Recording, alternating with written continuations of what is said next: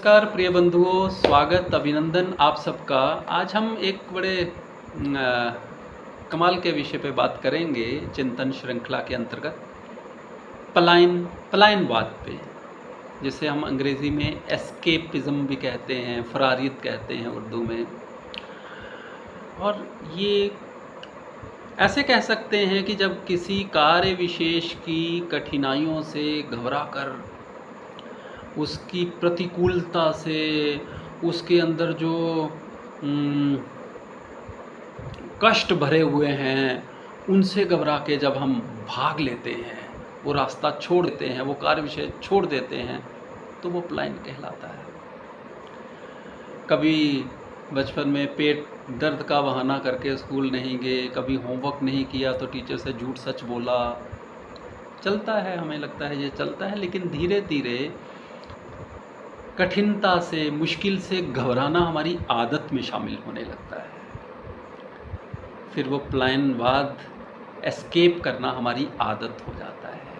हर कठिनता से हम किसी तरीके से बचना चाहते हैं और हमें ऐसा लगता है कि हमने देखो कितना अपना बचाव कर लिया, ऐसा बोल के वहाँ से निकल गए, कार्यालय से ऐसे छुट्टी ले ली, ये काम मुझे सौंपा जाना था मैंने दूसरे के सिर पे मढ़ लिया, और बड़ी खुश होते हैं और अपनी विजय डंका बजाते हैं कि देखिए मैं कितना चतुर हो गया। लेकिन वो सारा कुछ हमें भीतर से कितना कमज़ोर करता चला जाता है, ये हम नहीं जानते। वास्तव में बंधुओं, इस विषय पे बात करने की प्रेरणा मुझे अपने एक मित्र से मिली जो कह रहा था निरंतर कि मैं भी ये सब कुछ करता, लेकिन मेरा वातावरण, मेरी परिस्थितियाँ नहीं हैं, मुझे घर की सपोर्ट नहीं है, मेरे साथ सब लोग नहीं हैं, मेरी परिस्थितियाँ अनुकूल नहीं हैं। फिर मैं सोचने लगा कि ये तो कभी मेरी भी आदत रही है, और ये तो एक भागने की, एस्केप करने की आदत अगर बन जाए तो वो कितना नुकसान करती है व्यक्ति का, और कैसा कैसा नुकसान करती चली जा रही है। कई बार पूरे के पूरे समुदाय का मनोबल गिरा देता है एस्केप करना। व्यक्ति का तो करता ही है, कई बार पूरे का पूरी जाति का, पूरी समुदाय का, पूरे संप्रदाय का, पूरे नागरिकों का भी मनोबल कितना गिर जाता है इस एक वृत्ति के कारण। तो लगा कि इस पे बात ज़रूर होनी चाहिए, ज़रूर करनी चाहिए। मुझे ये कार्य ना सौंपा जाए, दूसरे को दे दिया जाए, और हम अपने आप को कितना बेचारा बनाने लगते हैं। मैं वो जिसे समय नहीं मिलता, मैं वो जिसके पास बहुत सारे काम हैं, मैं वो, और दूसरे से तुलना करते हैं, वो मेरे कंपैरिजन में कितना अच्छा, मैं कितना बुरा, ये सारी चीज़ें। और फिर रास्ता निकालते हैं भागो, बहाने बना के, झूठ बोलकर, सच बोलकर, और भीतर से इतने कमज़ोर हो जाते हैं कि शायद भीतर से मर ही जाते हैं। इस पलायन से, इस दोषारोपण से जो हम करते चले जा रहे हैं, दूसरों पे स्थितियों, परिस्थितियों को ताकतवर बता के, खुद को कमज़ोर बता के बच जाते हैं, और लेकिन खुद कमज़ोर होते चले जाते हैं। फिर इतने कमज़ोर हो जाते हैं कि हमें साहस बचता ही नहीं, उत्साह बचता ही नहीं।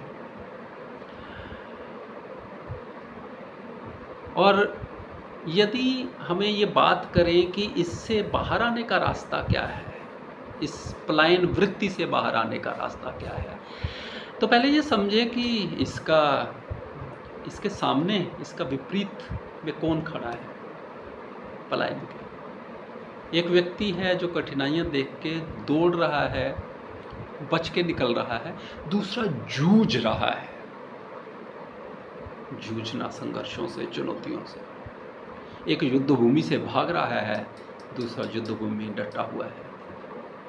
तो जूझना उसका दूसरा पक्ष हो सकता है, लेकिन जूझेगा कौन? जिसको ये बात समझ में आ रही है कि जब मैं ये कहता हूँ कि ये परिस्थितियाँ मुझ पर हावी हैं, तो सचमुच परिस्थितियाँ हावी हो जाती है और मेरा भीतर से मैं मरता चला जाता हूँ। अगर मुझे ये अपने आप को इस वृत्ति से बाहर निकालना है, तो मुझे ये समझना पड़ेगा कि मैं बहुत शक्तिशाली हूँ, सामर्थ्यवान हूँ और मैं कर सकता हूँ। जब कर सकता हूँ और ये मान लेता हूँ कि परिस्थितियाँ मेरा कुछ नहीं बिगाड़ सकती अगर मैं संकल्प ले लूँ, तब कहीं कोई रास्ता बाहर आ जाता है, कहीं कुछ एक रास्ता दिखाई देता है पलायन से बाहर आने का। गुरुदेव सारथी जी कहा करते कि जब आदमी की सामर्थ्य समाप्त हो जाती है ना, जहाँ पे व्यक्ति की सामर्थ्य समाप्त हो जाती, वहाँ से वो चालाकी से काम लेने लगता है। वही चालाकी पलायन है, चतुरता से काम लेना। और लेकिन जब ये भान होता है किसी तरीके से कि ये सारा कुछ जिसको मैं अपनी जीत समझ रहा था कि मैं बच निकला हूँ, वास्तव में ये मेरा नुकसान है, वास्तव में ये मुझे भीतर से बहुत खोखला करता जा रहा है। और जब आदमी एक पल के लिए भी सोचता है और ये सोचता है अब भागना नहीं है, अब फेस करना है, इन कठिनाइयों को, इन मुश्किलों को फेस करना है, तब बाहर आने का एक रास्ता दिखाई देता है। हमारे जितने बड़े लोग हुए हैं, जिन्होंने कुछ किया है, जिनको आज हम याद करते हैं, वो सारे के सारे जूझे हैं। उन्होंने चुनौतियों को स्वीकार किया है। तो स्वीकार करना होगा हमें पहले। जो भी कुछ आ रहा है, जो भी कुछ स्थिति परिस्थिति हुई है, उसको स्वीकार इसलिए करना है क्योंकि मैं यदि उनसे बच के निकलूँगा तो वो मुझे कमज़ोर करेंगी, जब वो स्वीकार कर लूँगा तो वो मेरी ताकत बढ़ जाएगी उनसे। और राम भी कह सकते थे कि भाई मैं ही वनगमन क्यों करूँ, ये मेरे खिलाफ साजिश हो रही है, लेकिन उन्होंने उसी समय स्वीकार कर लिया, बिना स्थितियों को दोष देने, बिना माता कैकेयी को मंथरा को दोष देने के उन्होंने उसको स्वीकार कर लिया। और हम सब जानते हैं कि उनका वनगमन, उनकी ओजस्विता, उनकी दिव्यता, उनके ईश्वरत्व को बढ़ाने का कितना बड़ा माध्यम बना। लेकिन हम फिर भी भागते चले जाते हैं। हम गाते तो हैं, गोस्वामी तुलसीदास जी हनुमान चालीसा में एक जगह लिखते हैं, दुर्गम काज जगत के जेते, सुगम अनुग्रह तुमरे देते। अर्थात संसार के जितने भी कठिन कार्य हैं, जितनी भी मुश्किलें हैं, हे बजरंगबली, आपकी कृपा से वो आसान हो जाती हैं। कैसे आसान हो जाती हैं बजरंगबली की कृपा से? क्योंकि वो खुद मुश्किलों से बाहर निकलते हैं। उनके लिए वो हर चुनौती को स्वीकार करते हैं। समुद्र पार जाना उनके लिए कोई बड़ी बात नहीं है। संकल्प शक्ति से वो उस पर भी विजय प्राप्त करते हैं। और ऐसा आदर्श पुरुष, ऐसा बलशाली, ऐसा प्रज्ञावान पुरुष व्यक्ति हमारे लिए प्रेरणा देने वाला हो जाता है।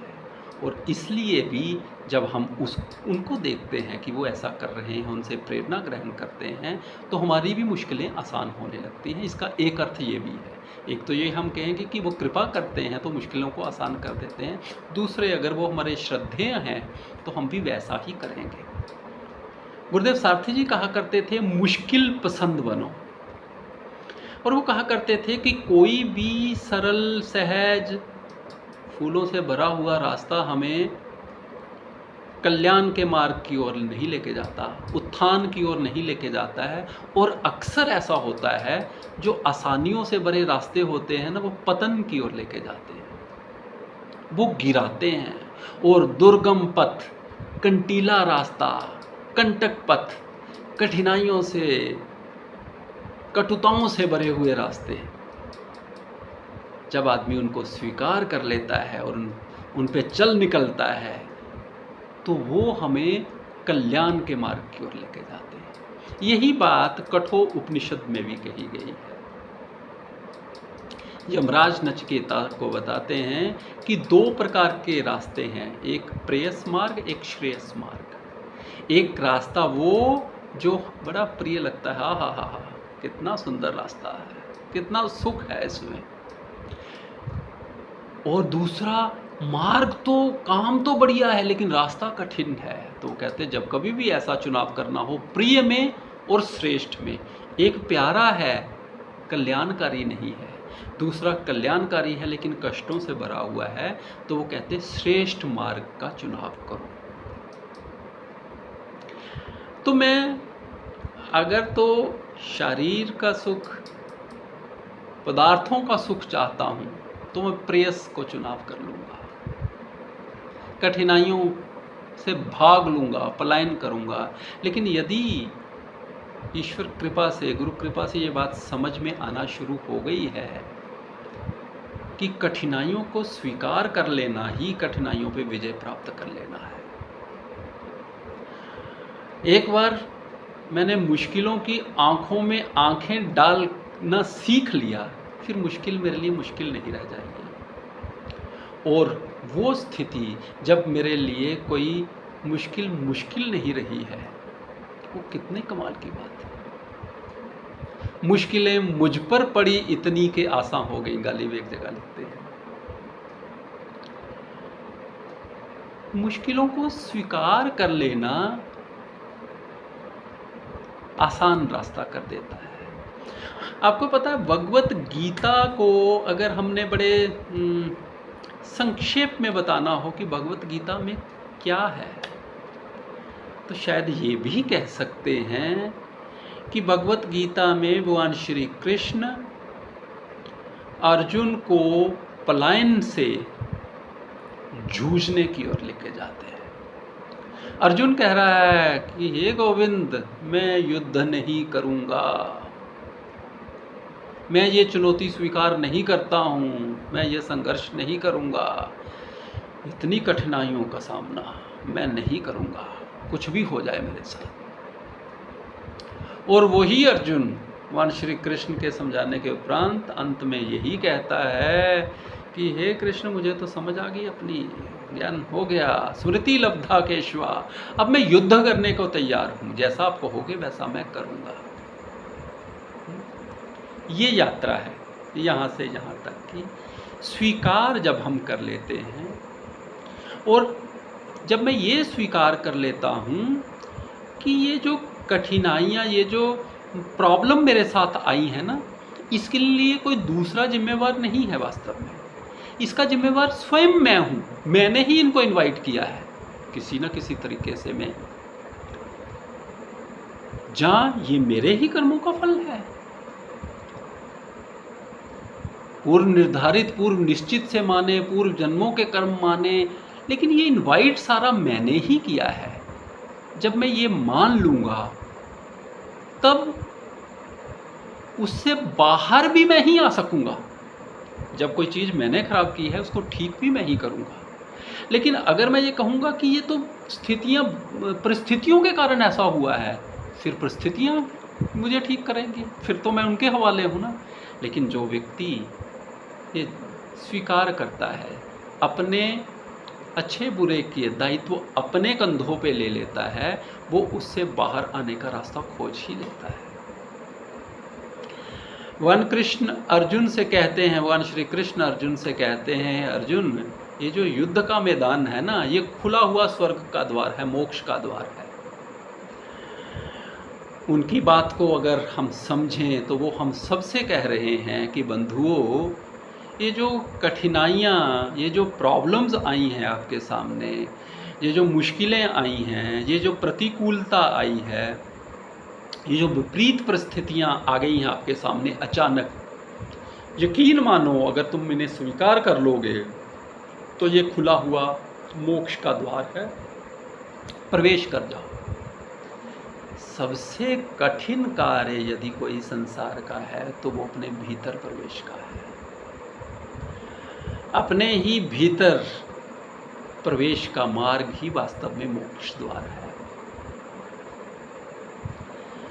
बड़ी सारी कठिनाइयाँ आएंगी उस बीच में, बड़े सारे चीज़ें रोकेंगी, लेकिन जिसको ये समझ आ गई कि श्रेष्ठ मार्ग जो है, भीतर का मार्ग जो है, ध्यान का मार्ग जो है, वो कठिनाइयों से भरा होगा ही, जो उनको स्वीकार कर लेगा वो विजय पथ पर आगे बढ़ जाएगा और उसी की विजय होगी।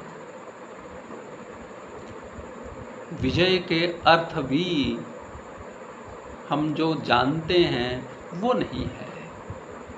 विजय है अपने आप से मिलना, अपने उस आत्म स्वरूप को अनुभूत कर लेना। और कोई भी पलायनवादी व्यक्ति, कोई भी भगोड़ा व्यक्ति अपने आप को नहीं जान सकता।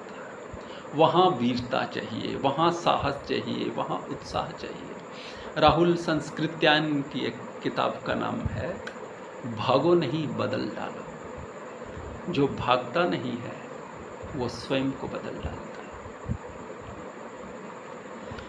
धन्यवाद प्रिय बंधुओं, ये वार्ता आपको कैसी लगी अवश्य बताइए। फिर मिलेंगे। धन्यवाद। जय सिया राम।